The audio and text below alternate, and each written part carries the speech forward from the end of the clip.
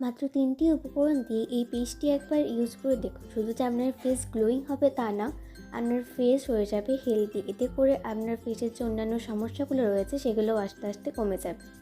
পেস্টটি বানানোর জন্য প্রথমে নিয়ে নিচ্ছি 1 চামচ দই। আমি এখানে টক দই নিয়েছি এবং নিয়ে নিচ্ছি অ্যালোভেরা জেল।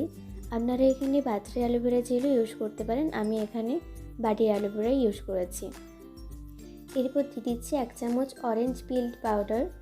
এটা বানানোর জন্য প্রথমে নিয়ে নিতে হবে আমাদেরকে কমলা লেবুর খোসাগুলো। সেই খোসাগুলোকে আমাদেরকে রোদে ভালোভাবে শুকিয়ে নিতে হবে যাতে কোনো রস না থাকে। তারপর একটা এরকম স্মুথ পাউডার বানিয়ে নিতে হবে। এই 3টি উপকরণকে ভালো করে মিশিয়ে নিয়ে এটি আপনার স্কিনে অ্যাপ্লাই করুন এবং 15 থেকে 20 মিনিট এরকমই ছেড়ে দিন। তারপর জল দিয়ে ভালো করে সার্কুলার মোশনে এগুলোকে ধুয়ে নিন। আপনারা এই পেস্টটি সপ্তাহে 3 থেকে 4 বার অ্যাপ্লাই করে দেখুন।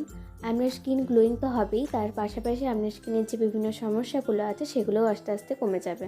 ভিডিওটি ভালো লাগলে লাইক করে দেবেন এবং আরও নিউ ভিডিওর জন্য চ্যানেলটি সাবস্ক্রাইব করে দিন।